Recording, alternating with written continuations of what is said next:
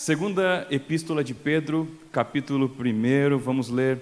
Simão Pedro, servo e apóstolo de Jesus Cristo, aos que conosco obtiveram fé igualmente preciosa na justiça do nosso Deus e Salvador Jesus Cristo, graça e paz vos sejam multiplicadas no pleno conhecimento de Deus e de Jesus, nosso Senhor, visto como pelo seu divino poder nos têm sido doadas todas as coisas que conduzem à vida e à piedade, pelo conhecimento completo daquele que nos chamou para a sua própria glória e virtude, pelas quais nos têm sido doadas todas as suas preciosas e muito grandes promessas, para que por elas vos torneis coparticipantes da natureza divina, livrando-vos da corrupção das paixões que há no mundo.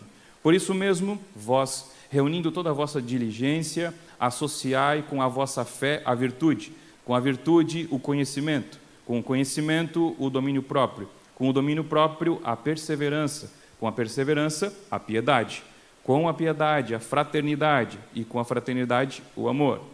Porque estas coisas, existindo em vós e em vós aumentando, fazem com que não sejais nem inativos, nem infrutuosos no pleno conhecimento do nosso Senhor Jesus Cristo. Pois aquele a quem estas coisas não estão presentes é cego, vendo só o que está perto, esquecido da purificação de seus pecados de outrora. Por isso, irmãos, procurai com diligência cada vez maior confirmar a vossa vocação e eleição, porquanto, procedendo assim, não tropeçareis em tempo algum, pois dessa maneira é que vos será amplamente suprida a entrada no reino eterno de nosso Senhor e Salvador Jesus o Cristo. Amém, muito obrigado, pode se assentar, deixe sua Bíblia aberta, nós vamos estar falando então sobre esse texto que a gente leu e a gente vai junto acompanhando as lições que a gente pode aprender com Pedro, que são os benefícios que a cruz de Cristo nos traz. Às vezes a gente pensa que os benefícios da cruz de Cristo, eles nos alcançam no momento em que a gente levanta a nossa mão, aceita Jesus, parece que aquele momento é o momento mais intenso, de fato é, e os benefícios da cruz de Cristo, eles não param por aí. Eles continuam atuando na nossa vida e ele continua sendo aperfeiçoado na nossa vida. O intuito de Pedro, ao escrever essa carta, é justamente alertar os eleitos, alertar a igreja com relação aos falsos ensinos e os falsos mestres.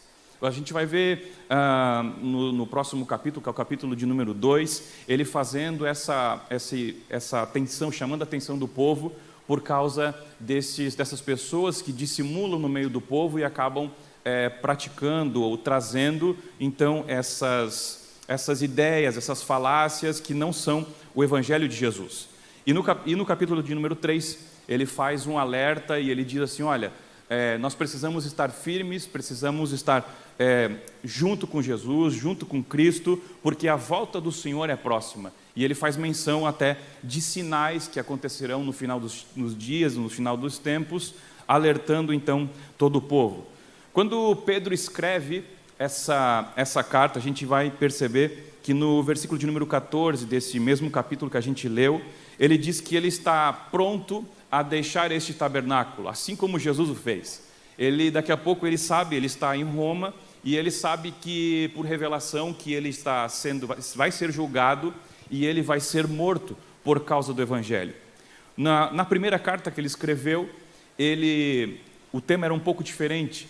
Ele incentivava as pessoas a permanecerem firmes em meio à perseguição, porque se levantou tremenda perseguição contra o Evangelho de Jesus, e ele faz esse incentivo, então, na primeira carta, para que eles se mantenham firmes e fiéis, e agora chega a vez de Pedro de se manter firme, se manter fiel, fazendo esse alerta, então, para a igreja, para nós, dos tempos que estavam vir, e que parece que Pedro, ao escrever essa carta, parece que ele vive os dias da igreja de hoje.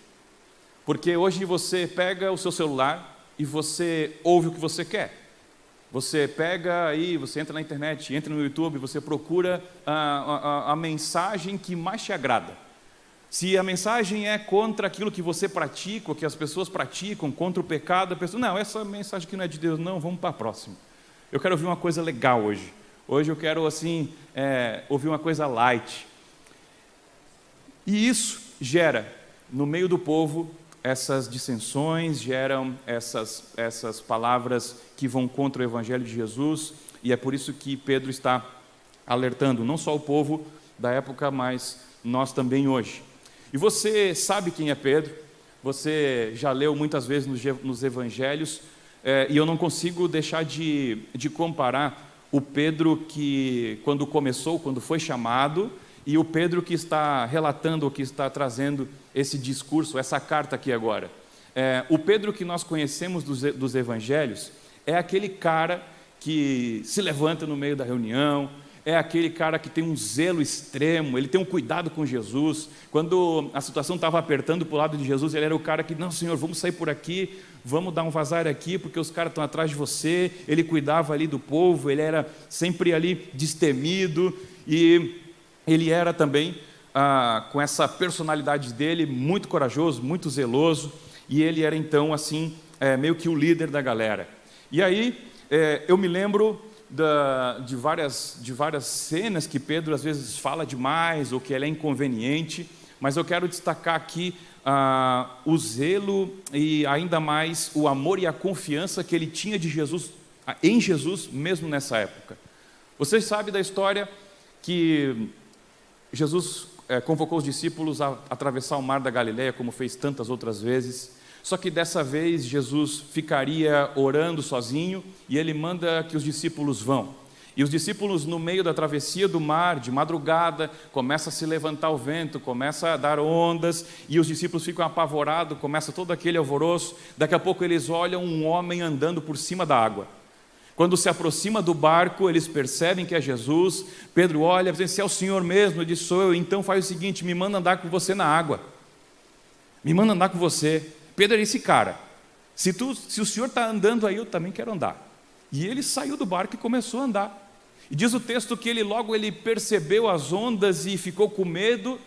Logo ele começou a submergir, e ele, no intuito de se salvar, eu não sei o que eu faria no lugar dele, mas quem sabe eu viraria para o barco, que é a estrutura mais sólida e mais firme para me botar num lugar seguro. Eu não sei o que eu faria na hora, mas ele, com a sua plena confiança, ele vira para Jesus, e que Jesus estava sobre a água, e ainda assim ele pede para que Jesus o socorra. Eu não sei se eu, nessa situação, quem sabe me apalparia no barco, ou pegaria numa coisa mais firme, porém Pedro demonstrava a sua total confiança no seu Senhor e Salvador Jesus Cristo, quando ele vira para ele e diz: socorre-me, Senhor. E o texto diz que ele pegou, levantou e colocou ele, os dois depois foram para o barco e colocou ele em segurança. Esse mesmo Pedro, que quando Jesus é assunto aos céus, eles estão reunidos lá no Pentecostes, acontece todo aquele movimento, ele é o cara que se levanta no meio da galera e faz uma prega sobre Jesus, fala da salvação, e naquele primeiro discurso, mais de 3.000 almas são salvas. O Pedro esse, que quando Jesus foi crucificado, quando ele foi, antes de aparecer para eles novamente, ele é o cara que guardou um barquinho. Ele guardou um barquinho como plano B. Jesus não aparecia, já fazia uns 2 dias, aí ele pega, vira para os discípulos mais, cara, vou pescar. Ele pega o barquinho que ele tinha guardado, e aí ele vai pescar de novo. Esse é o Pedro. Agora, esse Pedro convertido nos dá uma baita lição e nos ensina muita coisa nesse texto a respeito dos benefícios da cruz de Cristo. E ele começa a sua carta dizendo assim: Simão Pedro, servo e apóstolo. Diferente dos nossos dias, quando a gente vai escrever uma carta para alguém, a gente coloca a nossa assinatura no final, né? A gente coloca lá a assinatura no final. Porém, nessa época, vocês sabem que eram pergaminhos, eram rolos, então as assinaturas ficavam logo no começo, para quando abrisse o rolo já saber de quem que é, a quem se refere, quem é o remetente e o destinatário.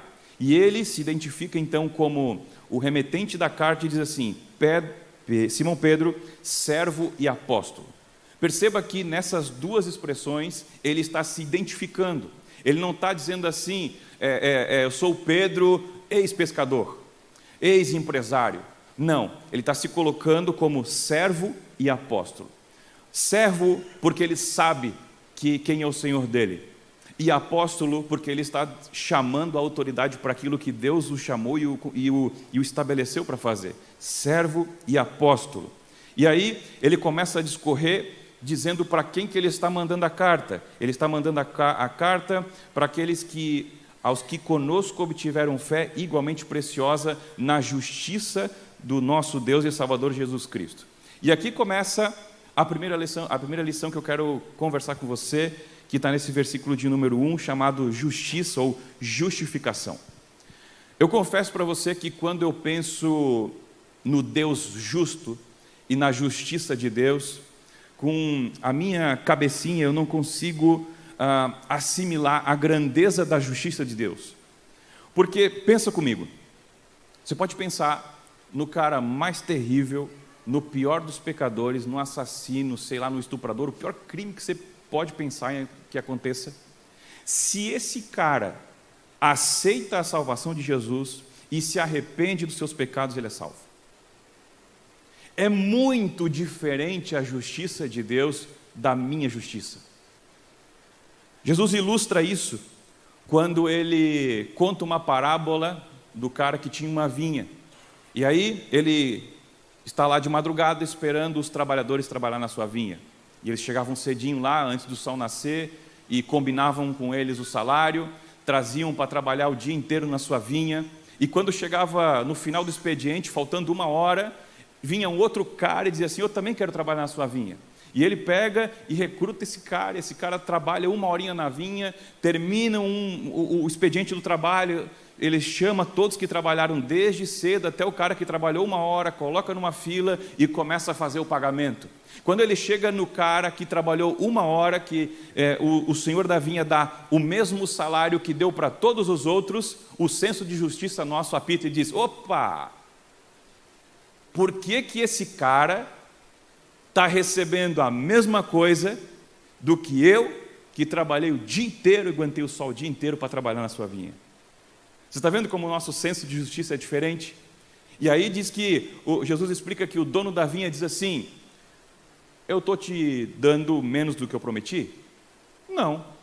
E por que eu não posso dar o mesmo que eu dei para ti? Para esse cara também. Eu não posso ser bom? Eu tenho que fazer conforme você acha?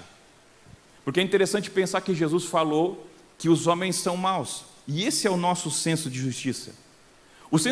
A justificação de Deus e o senso de justiça de Deus é tão poderoso e é tão diferente do nosso, porque quando Jesus está sendo crucificado, ele está entre 2 ladrões e começa aquele diálogo que você conhece.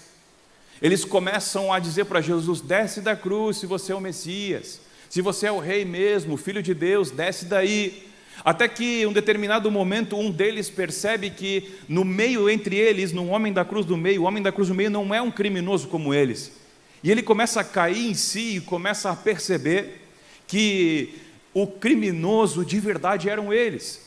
E eles começam o diálogo, um olhando para o outro e diz: cara, é melhor a gente parar com essa conversa, porque esse cara que está aqui na cruz do meio, ele não fez nada. Nós estamos aqui porque ele está sendo justo a paga dos nossos pecados, mas esse aqui não fez nada. E ele vira para Jesus e diz assim: Senhor, lembra-te de mim quando você entrar no seu reino. Inaugurou o céu. Um cara, no final da sua vida, ele resolve aceitar a Jesus, reconhecer o Messias, reconhecer o Senhor, e é salvo. E essa é a justificação. Por que eu acho estranho essa questão da justificação? É porque eu me conheço. Eu me converti aqui mesmo, aqui na sede. Eu lembro que eu sentava bem aqui nesse segundo banco, estava interessadíssimo, vinha na frente para aprender tudo mais. E eu lembro como era a minha vida antes. Eu lembro das coisas que eu fazia. Eu lembro dos pecados que cometia achando que não fazia nada. Eu lembro como o meu coração era, como eu era triste, como através das minhas atitudes eu afrontava a Deus. Por isso que a justificação do Senhor, ela é tão poderosa que ultrapassa até mesmo o nosso entendimento. Então o que nós precisamos fazer ao perceber um dos benefícios na cruz é saber que Jesus é justo, o Senhor é justo e a sua justiça nos declara justo através da justificação. É assim mesmo. E ele então, no versículo de número 2, ele traz outras duas palavras que são outros dois benefícios da cruz. Primeiro, graça. Ele diz assim: graça e paz vos sejam multiplicadas. Graça, rapidinho, favor imerecido, beleza. Parece que a graça é a base da nossa salvação. A Bíblia nos fala que nós não somos salvos pelas obras, mas nós somos salvos pela graça de Deus. É Ele que nos alcança. E parece que num primeiro momento a graça nos alcança simplesmente no momento em que nós somos salvos. E a graça nos alcança, nós somos salvos e a graça desaparece. Mas não é assim. A graça, ela permanece na nossa vida. Como que a graça se manifesta no nosso dia a dia? Ela se manifesta com misericórdia e perdão. Misericórdia e perdão. Se a graça é um favor imerecido, eu e você, enquanto estivermos aqui nessa terra, diz a Bíblia que nós vamos, por causa da nossa natureza, nós vamos continuar pecando, certo? E por causa dos nossos pecados, quando nós, agora sendo salvos pelo Senhor, nós não pecamos mais como inimigos de Deus. Agora, o pecado na nossa vida não é algo recorrente. O pecado na nossa vida deve ser um acidente. Porque a gente vai ver mais para frente que Pedro nos incentiva a andar com diligência. E o pecado na nossa vida, ele vem, a gente tropeça, a gente erra, a gente comete. Porém, a nossa maneira de nos aproximar do Senhor é como filho. Por isso que a graça de Jesus, a graça do Senhor, ela nos alcança quando nós pecamos no dia a dia. Porque quando nós vamos à presença do Senhor, como ensina a Bíblia, que quando nós pecamos, nós vamos até o Senhor, ou procuramos alguém e confessamos o nosso pecado, e o perdão vem sobre nós. E dessa maneira, a graça está manifesta no nosso dia a dia. Ele se compadece de nós. Ele conhece o que é viver aqui. Vocês lembram que ele esteve aqui nessa terra, viveu como um homem, ele sabe o que é a nossa natureza, ele sabe o que é vestir essa camisa apertada da natureza humana, ele sabe, e cada vez que eu e você nos aproximamos dele, reconhecendo que somos pecadores, a graça dele vem todos os dias em forma de misericórdia e de perdão. Isso demonstra o amor e a bondade dele. Você sabe que a graça de Deus está atuando nesse exato momento. Você acha que eu tenho capacidade de pregar isso aqui? Você acha que eu tenho capacidade de fazer com que estas lições desse texto saiam para mim e eu transmita ela para vocês por capacidade minha? Isso é graça. É capacitação e ajuda. Eu não apresentava nem trabalho na escola. Eu era o cara que eu preferia escrever todo o trabalho para não ter que ir lá na frente da turma para falar. O senhor também? Aí 2, entendeu? Isso é a graça. Isso é a graça. Quando você está lá no teu quarto e que você pede para que Deus fale contigo, você se aproxima dele em oração, você abre a tua Bíblia e você começa a ler e daqui a pouco parece que alguma coisa sai de dentro dela e entra em você, isso é graça. É a capacitação, é a ajuda que o Senhor dá no nosso dia a dia. Então a graça não nos alcançou só no momento da salvação, ela continua nos ajudando hoje. E ela vai continuar nos ajudando, porque o Senhor está conosco todos os dias. Outro benefício que o apóstolo Pedro fala é a paz. Imagina, o ser humano é o único ser atrevido o suficiente para se voltar contra Deus. É só nós. que temos essa ousadia de sermos inimigos de Deus. Porque Deus não tem inimigos. Sabe aquela ideia do diabinho no ombro e o anjinho no outro, falando e lutando, como se tivessem forças parecidas, aquela ideia? Isso não existe. Deus não tem inimigos. O diabo não é inimigo de Deus. Deus é infinitamente mais poderoso. Aliás, o diabo não tem nada. Tudo que ele diz que tem é roubado, é pego de alguém, mas ele não tem nada. Então, essa ideia dessa dualidade entre essa briga, ela não existe em nós como seres humanos. Nós precisamos dessa graça, precisamos ser justificados, nós precisamos andar em paz. A primeira coisa que nós precisamos fazer é andar em paz com Deus.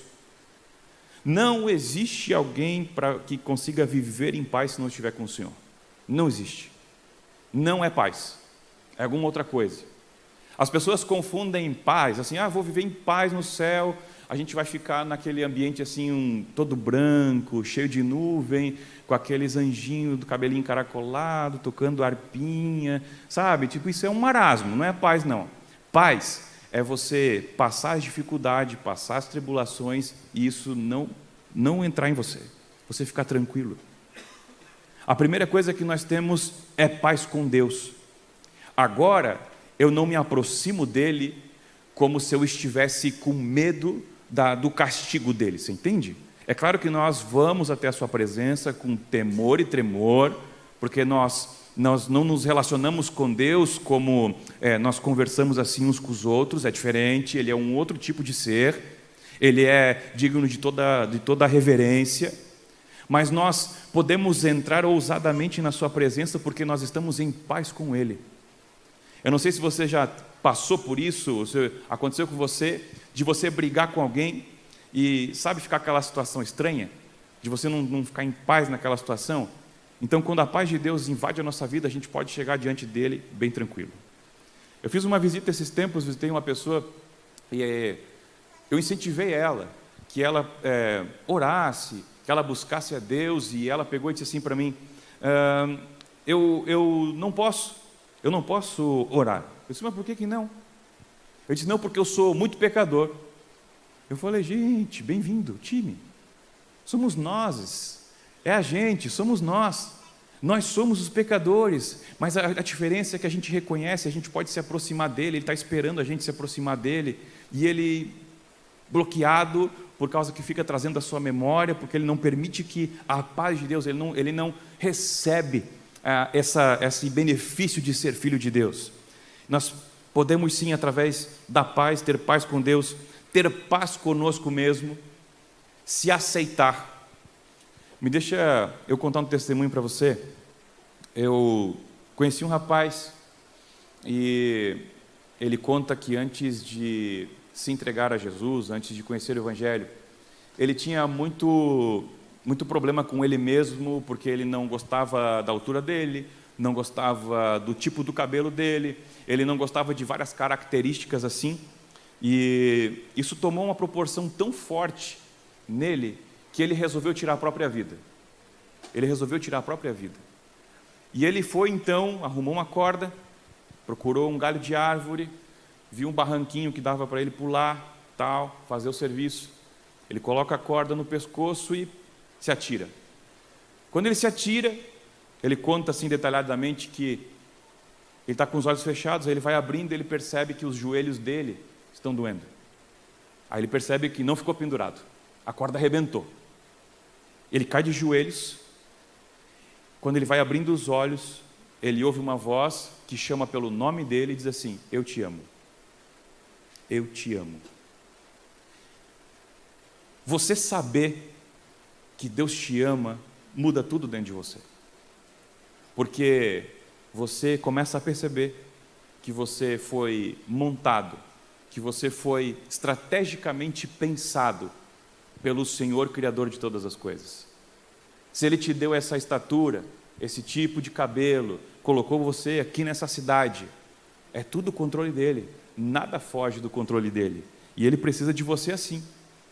Ele precisa de você assim. Então se aceite, tenha paz com você mesmo. E a paz também toma uma esfera de termos paz uns com os outros.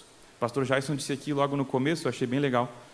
que a gente venha ouvir a palavra e se confraternizar, ter paz uns com os outros, uma grande família. E é assim na igreja. Então a gente tem paz com Deus, paz conosco mesmo e paz com os outros. No versículo de número 3, ele diz assim: visto como, pelo seu divino poder, nos têm sido doadas todas as coisas que conduzem à vida e à piedade, pelo pleno conhecimento, ou pelo conhecimento completo daquele que nos chamou para a sua própria glória e virtude. Olha só, o que é uma vida piedosa? Uma vida piedosa é uma vida que procura agradar a Deus, que procura andar de maneira correta, que procura trazer os princípios que nós aprendemos com Ele e colocar em prática. E olha só o que o Pedro diz: visto como, pelo seu divino poder, pelo poder dEle, Ele nos doou tudo. O poder dEle, que é só através dEle que a gente tem condições de fazer isso, Ele nos doou tudo que nós precisamos para agradar a Ele mesmo. Já pensou? Ele nos salva, Ele nos justifica, nos dá graça e paz e ainda dá tudo que nós precisamos para viver com Ele. A Bíblia diz que Ele é o princípio e o fim, é o alfa, o ômega, o início, o final. É Ele quem efetua em nós tanto o querer como o realizar. É pelo seu divino poder. E Ele nos dá, além de tudo isso, capacidade para conhecer a Cristo, para que a gente possa, ainda depois de tudo isso, viver com a sua glória. Já pensou? Pedro está dizendo assim: é pelo poder, pelo divino poder dEle, que Ele doou, deu, entregou todas as coisas. O que é todas as coisas? É tudo. O que é tudo? É tudo, é tudo. Tudo que nós precisamos está aí. E aí, Ele nos deu tudo isso para que a gente viva uma vida para agradar a Deus e ainda pelo conhecimento completo daquele que nos chamou para a sua própria glória e virtude. Isso é muito poderoso. A gente, quando lê isso, quando percebe isso, a gente se coloca na posição, mais uma vez, de servo. Assim como Pedro se colocou, Pedro, servo. Porque ele sabe que não é pelo poder que ele tem, pela influência que ele tem, ou porque ele andou com Jesus de perto, ele viu Jesus acordar, ele tomou café com Jesus, ele foi no mercado para Jesus, e foi aqui, foi lá, andou de pertinho com Jesus, que ele se exalta ou se considera grande, porque ele sabe que é pelo divino poder que ele consegue escrever essas coisas, é pelo seu divino poder que ele nos dá capacidade de nos aproximar dele, é pelo seu divino poder que ele nos dá capacidade de viver uma vida para agradar a ele mesmo. É assim que funciona, é tudo por meio dele, é tudo para ele, e tudo por ele, e tudo termina nele. Cristo é o centro de todas as coisas. Se você pegar do Gênesis ao Apocalipse, toda a Escritura está apontando para Cristo. Desde Gênesis 3, quando o homem peca, quando ele começa a dar as sentenças, ele vira para a serpente e diz assim: vai sair o filho dessa mulher aí, o filho da mulher vai pisar a sua cabeça. Ele está apontando para o Senhor Jesus. Quando a gente vê Deus chamando Abraão, diz assim: olha, sai da tua terra, sai do meio da tua parentela e vai para o lugar que eu vou te mostrar. E aí ele faz um monte de promessas, e uma das promessas ele diz assim: porque em ti serão abençoadas todas as famílias da terra. E por aí vai, você vai encontrar diversas referências. E Pedro sabe, e a gente precisa também saber, que o Cristo é o centro de todas as coisas.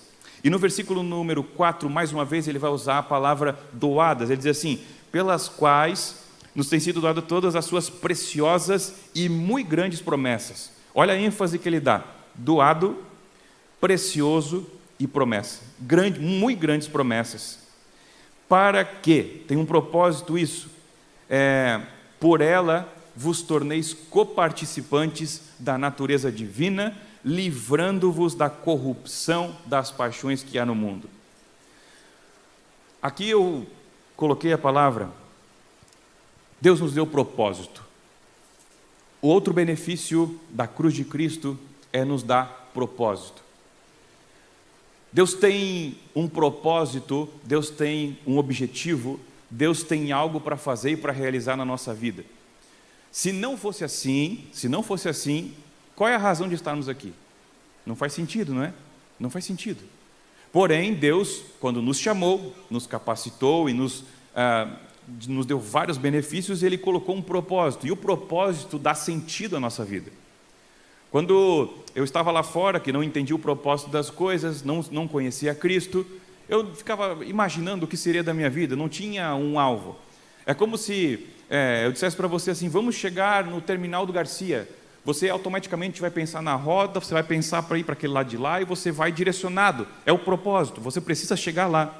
E quando Deus nos chama, quando Ele ainda nos dá todas as suas preciosas e muito grandes promessas, Ele está dizendo assim, ó, eu estou prometendo isso para você, porque eu quero que você caminhe nessa direção.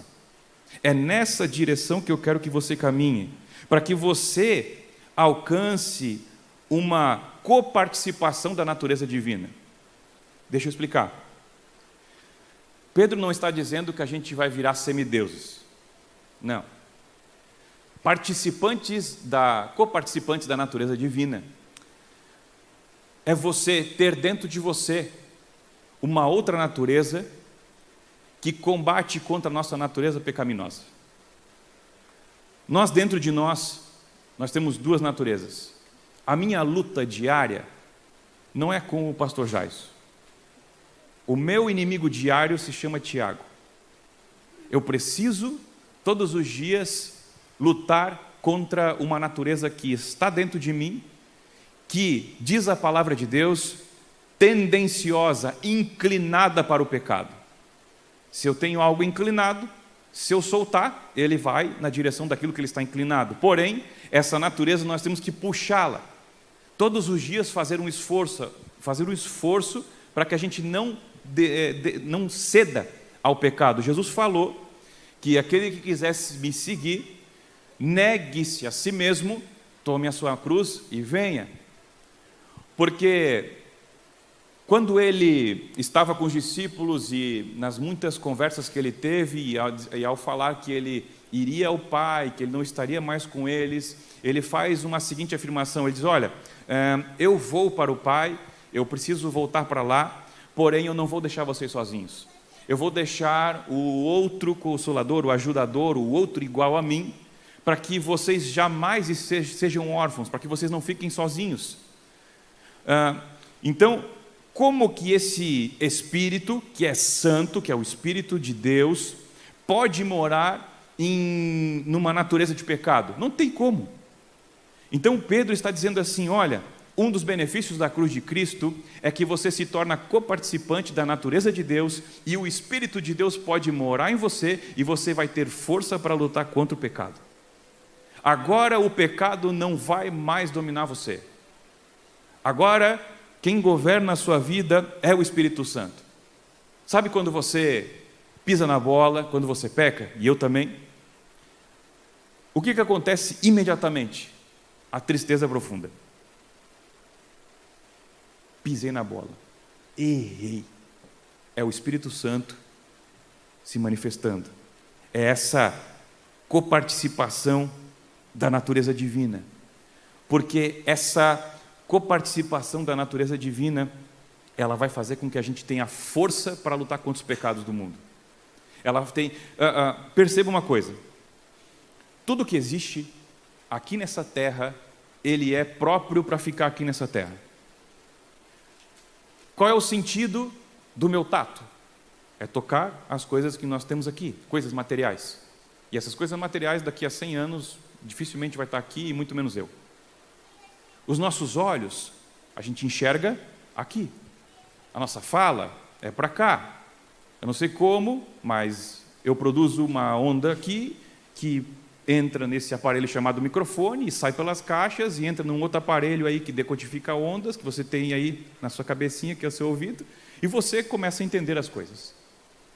Porém, toda essa estrutura daqui é feita para que nós nos afastemos de Deus. Eu até ouvi uma mensagem interessante, não me lembro em que oportunidade que foi, do pastor Alessandro Aguiar, falando que nós vivemos num mundo de morte. Nós vivemos num mundo de morte. Esse mundo que nós vivemos é um mundo de morte.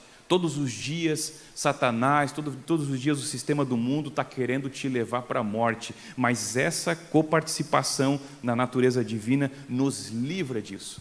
Essa participação da natureza divina dentro de nós nos dá poder, nos dá autoridade para vencermos o pecado. Os versículos 5 a 8, Pedro nos traz diversas qualidades que nós precisamos desenvolver para que a gente alcance uma maior excelência. Existe um propósito, Deus tem um propósito conosco, que é de nós precisamos dar frutos. Jesus, quando está com os discípulos, ele em determinado momento, e Pedro também estava nessa conversa, Jesus começa a fazer umas explicações e ele diz assim: eu sou a videira verdadeira. Meu pai, ele é o agricultor. Vocês são os ramos dessa videira.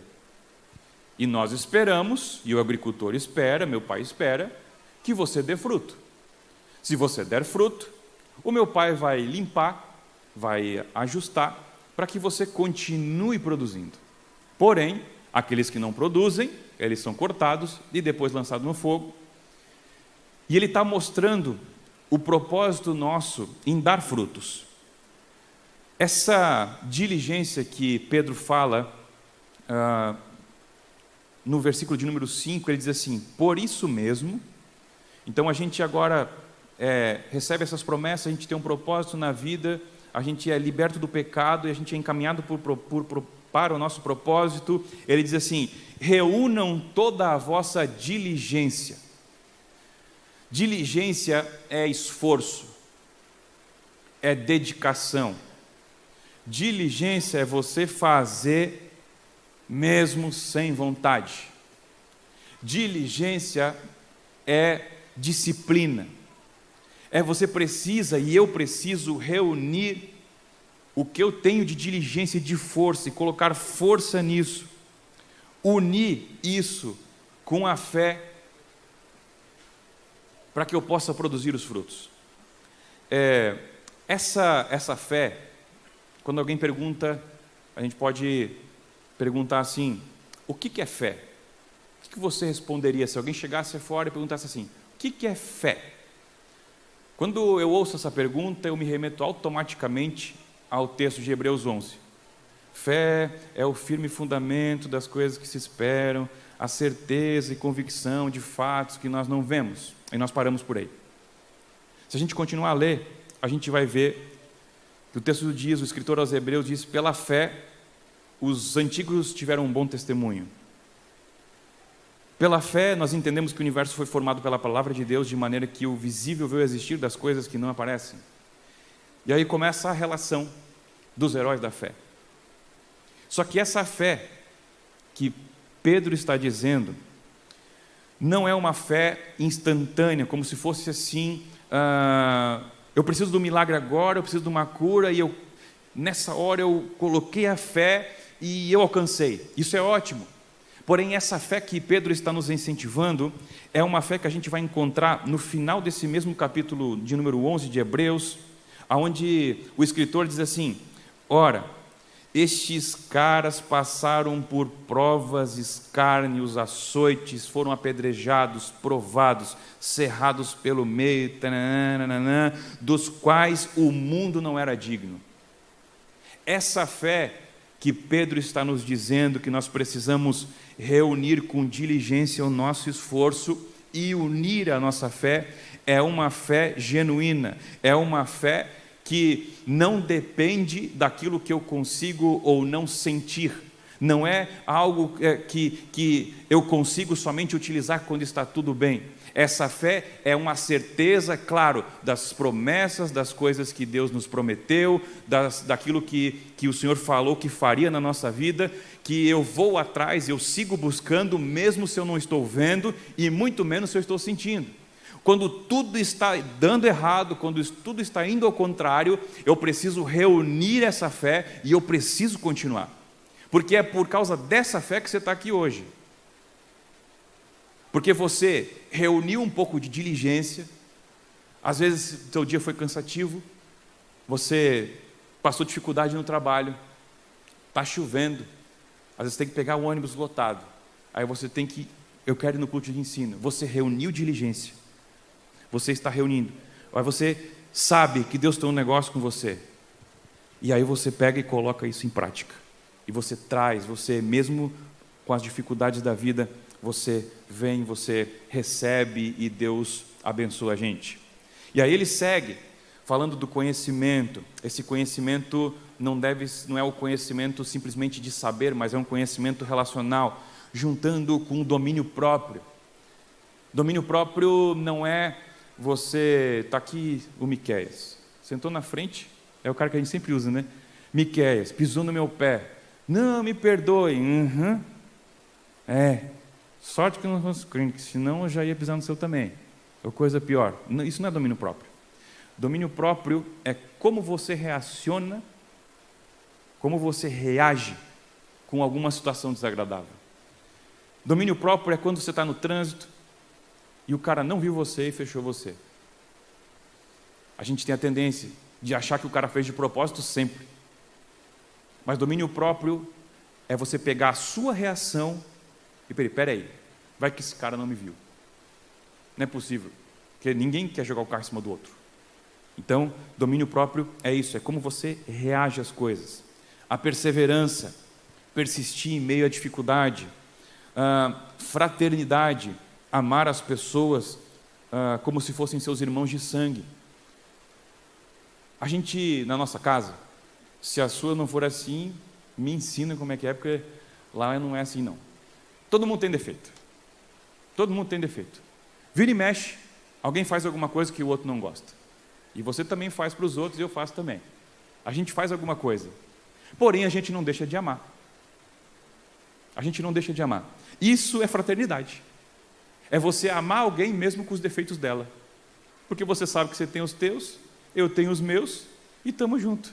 Então, fraternidade é isso. E ele pega todo, no final de tudo isso, ele diz assim, com a piedade, a fraternidade, com a fraternidade e o amor. Gente, o amor é a essência do próprio Deus. Quando nós chegarmos na eternidade, a gente não vai mais precisar de diligência. A gente não vai mais precisar ter domínio próprio. A gente não vai mais precisar ficar perseverando, porque essa natureza ruim vai ser definitivamente tirada de nós. E vai sobrar o amor. Vai sobrar o próprio Deus. Fica de pé junto comigo. Fica de pé.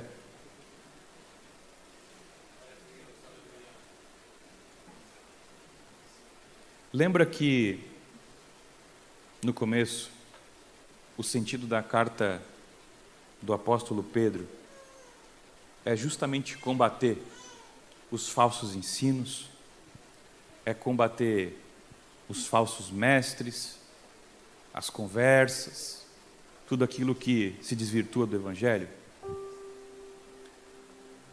Se você perceber,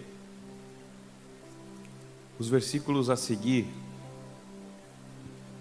no 10, no 9, ele pega tudo isso que nós acabamos de falar.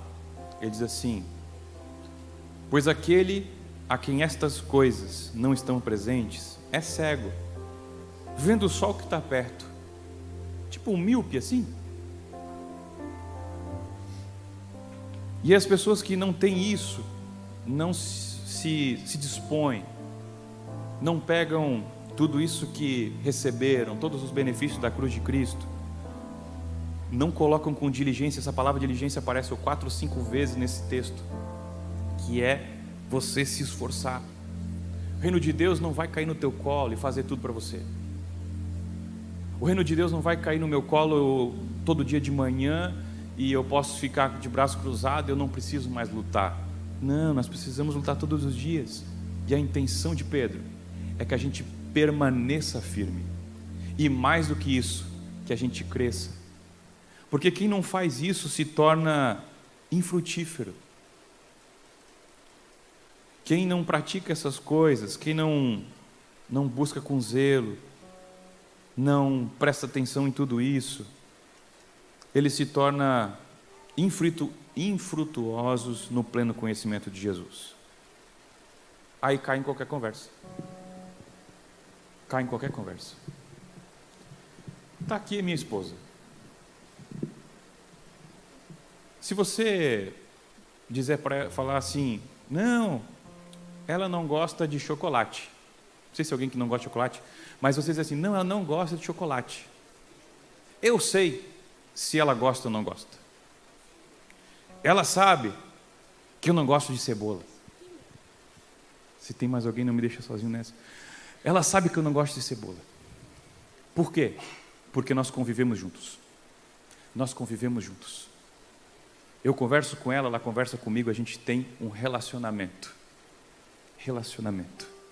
O que Pedro está nos ensinando é que nós precisamos desenvolver o relacionamento com Jesus.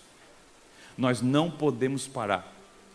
A salvação nos atingiu, a salvação nos alcançou, mas continuamos desenvolvendo, continuamos crescendo.